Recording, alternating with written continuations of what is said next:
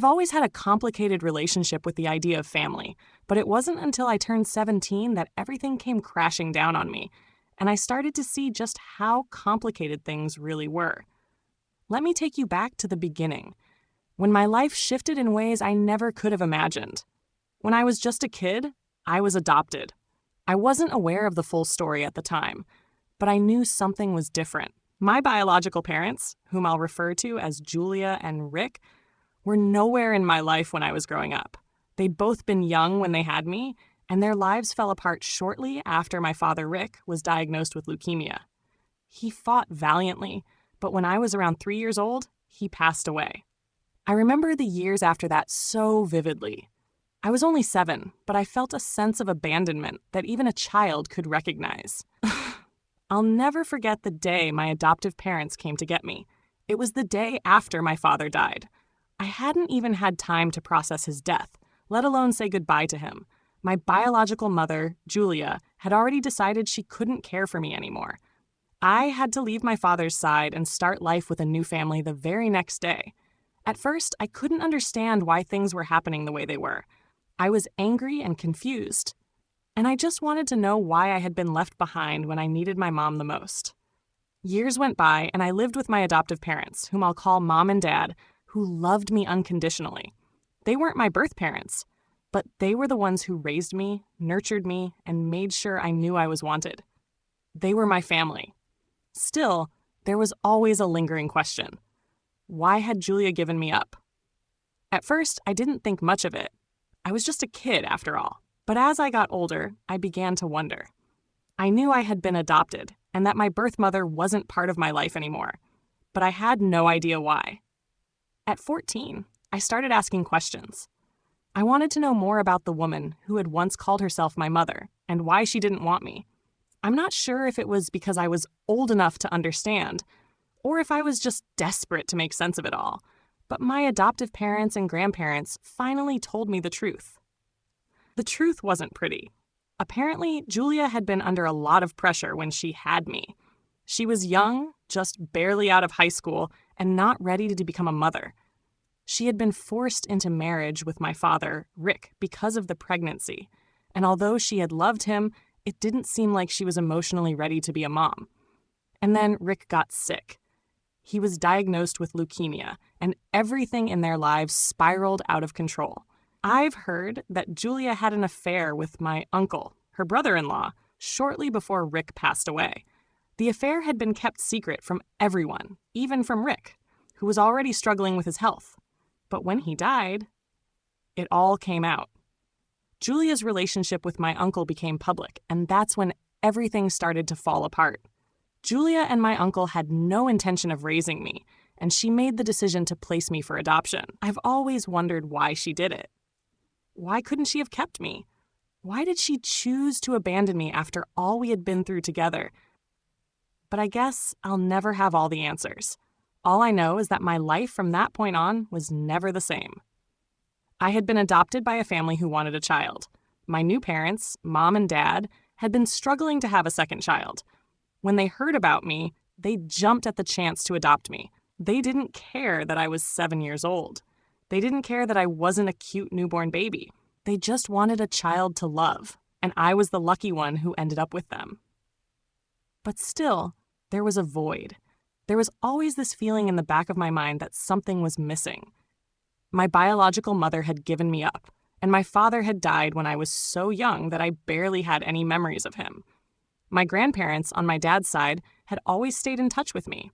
Frank, but they were more like distant relatives who occasionally checked in rather than the loving, guiding figures I needed. And then, when I was 17, things got even more complicated. Julia found me. She had been searching for me online, and when she finally located me, she reached out. She sent me a message on Instagram asking if I'd be willing to meet up with her. After everything that had happened, after all the years of silence, I didn't know what to make of it. Part of me was angry. Why now? Why after all this time did she suddenly want to talk to me? I had moved on with my life. I had my parents, my grandparents, and a future ahead of me. I didn't need her. But another part of me, the part that had never truly let go, was curious. I wanted answers. I wanted to know why she had left me, why she had chosen my uncle over me, and why she suddenly wanted to make amends now. I didn't tell my parents at first. I wasn't sure how they'd react. They were protective of me, and I knew they'd never want me to meet her. But I felt like this was something I needed to do for myself. So I met Julia. And that's where everything took another turn. When we met for lunch a few days later, Julia explained everything. She told me about her affair with my uncle, how they had both been so young and unprepared for the challenges of life. She cried, claiming that she had made a mistake all those years ago. She admitted she had been wrong to give me up, but that she hadn't known what else to do at the time. She told me she wanted to make amends, but as she spoke, something didn't sit right with me. There was something off about the way she was telling the story. She seemed so focused on justifying her actions and getting me to help fix her life a few months ago. Hard for me to buy into the apology. She wasn't really apologizing for what she had done. She was just trying to get me to fix the mess she had created, especially with my uncle and their strained relationship. By the end of the meeting, I realized that she wasn't really asking for forgiveness. She was asking for help, for me to fix things for her. She wanted me to talk to my grandparents, to try to get them to forgive her and my uncle. It was all about her, and I realized that I wasn't going to be the person to fix her problems. So, I walked away. It wasn't the closure I thought it would be. It was just another chapter in a long, complicated history that I wanted no part of. I left the restaurant feeling conflicted, but deep down, I knew I had made the right choice. But that wasn't the end of it. Not by a long shot. The days after Megan's visit were quiet. Life in our small town continued, but it felt different somehow, like there was a space between my thoughts and the world around me. I couldn't shake the feeling that something important had been left unsaid, something unresolved. I tried to put it out of my mind, but the more I tried, the more it lingered. Megan had looked so out of place when she came by, like a ghost from a past I had long buried. Her presence unsettled me, but it was more than just that. There was a deeper, older ache that resurfaced with her words, like a wound that had never healed, just scarred over. I spent hours thinking about what she had said, about my father's death, about the life they had shared. I remembered my dad not as the man I had known in my childhood, but as a person shaped by his choices. He had made decisions that hurt people. People like Megan. People like me. It was hard to reconcile the image of my father as a loving parent with the reality of his relationship with her. What had really happened between them? Why had he stayed with her for so long, even when it was clear that things were falling apart? Did he really forgive her betrayal? Or was he just too tired to fight? As I sat in the quiet of my room, trying to process all of this, I thought about my own relationship with her. I'd always wondered why she had left so suddenly when I was just a child. I had never gotten the chance to ask her why she chose to walk away, why she let the relationship with my father dissolve the way it did. Now she was back, but in some ways, it felt like too little, too late. Rachel and Brian, who had become my new family, didn't understand the weight of the past. They could see my discomfort, but they didn't know how deep it ran. I tried not to let it show, tried to put on a mask of normalcy, but I felt a growing tension inside me. It was like I was standing at the edge of something, unsure of what I might find if I took the next step. One evening, I went for a walk to clear my head. I walked along the river that ran behind our house, the soft sound of the water echoing in the stillness. The air was cool, crisp with the promise of winter, and the trees, now bare, seemed to stand like silent sentinels around me. It was here, on this quiet path, that I had spent hours as a teenager, trying to make sense of the chaos of my life. I stopped at the old bridge that crossed the river, a place where I had once stood with my father, looking down at the water. I could still hear his voice in my memory, his laugh, the way he used to point out things he found interesting, as if everything in the world had some hidden meaning. Back then, I thought he was invincible, that nothing could break him. But now, all I could see was his struggle, his silent battle that no one talked about. The past, it seemed, had a way of creeping up on you. I never thought I'd feel this way again, not after so many years had passed. But Megan's visit had cracked open a door I had thought was sealed shut. And now, the memories I had tried to forget were flooding back with a force I wasn't prepared for. As I stood there, gazing at the dark waters below, I realized that there was one thing I had never done. I had never fully mourned my father. Sure, I had cried when he died. I had grieved for the man I thought I had lost, but I had never grieved for the man he really was.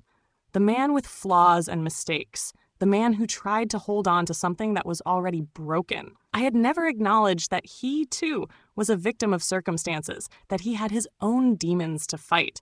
And that realization hit me harder than anything Megan could have said.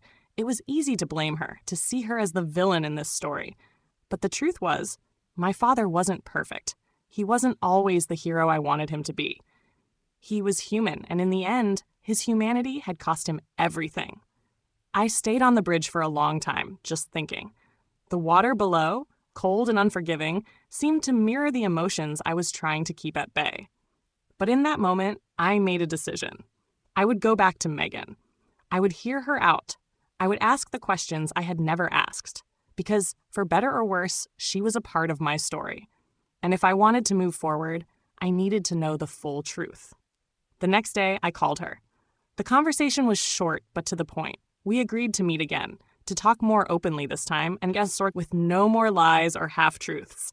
I wasn't sure where it would lead, but I knew that it was the only way to lay the past to rest. I had spent so many years avoiding it, pretending it didn't matter. But it did. And if I ever hoped to find peace, I had to face it head-on. As I hung up the phone, I felt a strange calm wash over me. For the first time in a long while, I felt like I was finally ready to confront the ghosts of my past. The truth might hurt, but at least it would set me free. After that day with Megan, life settled into a quiet rhythm again. I tried not to think about her, but every now and then, the pieces of my past would come rushing back like waves crashing on the shore. The memories were never too far away. And there was one thing I hadn't fully confronted yet, my relationship with my biological father, John. As a child, I had always been close to him, even in his illness.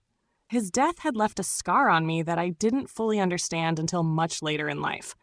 I never had the chance to say goodbye, to tell him everything I should have. I had so many questions.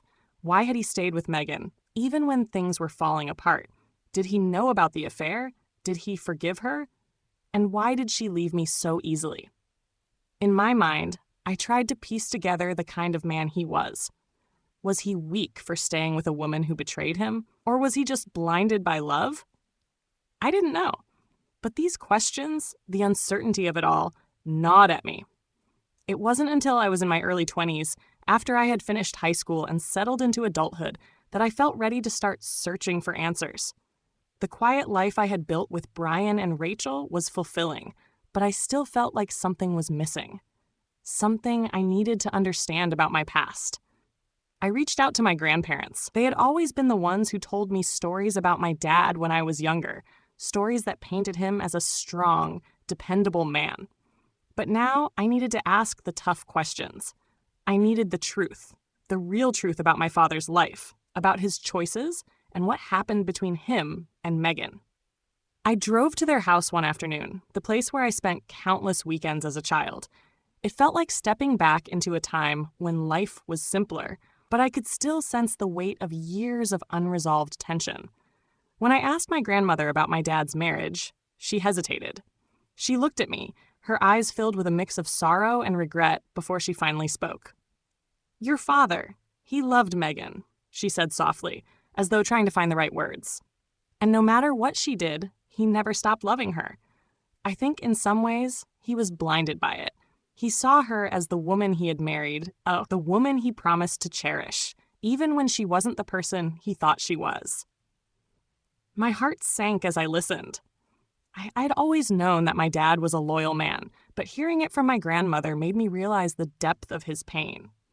He had stayed with Megan, even when he knew things were falling apart. Maybe he didn't know the full extent of her betrayal, but he had to have felt the strain between them. As I delved deeper into the conversation, I learned more about my father's final days. Megan had been emotionally distant, withdrawing from him as his illness worsened. My grandparents had tried to step in, offering support, but it wasn't enough. Megan had made up her mind long before my dad's death. She wasn't going to stay, and she wasn't going to be the mother I needed. I was angry again, angry that my father had suffered not just physically, but emotionally as well. Angry that he had spent his last days holding on to a broken marriage. Angry that I had been left to pick up the pieces of a life that had never been fully mine. But then my grandfather spoke, and his words shifted something inside me. You know, your dad wasn't a perfect man. He had his flaws, like we all do. But he loved you, son. He loved you more than anything. Even in the end, when things seemed hopeless, he talked about you every day. He didn't want to leave you alone in this world. His words hit me harder than I expected. For the first time in years, I allowed myself to mourn not just the loss of my father, but the loss of all the potential that was left untapped. He had wanted to be there for me. He had wanted to be the father I needed, but life had taken him too soon. That day, sitting in my grandparents' house, I finally felt a shift. The questions I had been carrying around for years, about my father, about Megan, about the way my life had turned out, were beginning to settle. I had closure, but it was more than just answers. It was the understanding that despite everything that had happened, my father had loved me. He had done the best he could with the cards he was dealt, and that was enough. I left my grandparents' house with a sense of peace that had eluded me for years. I didn't need to know every single detail.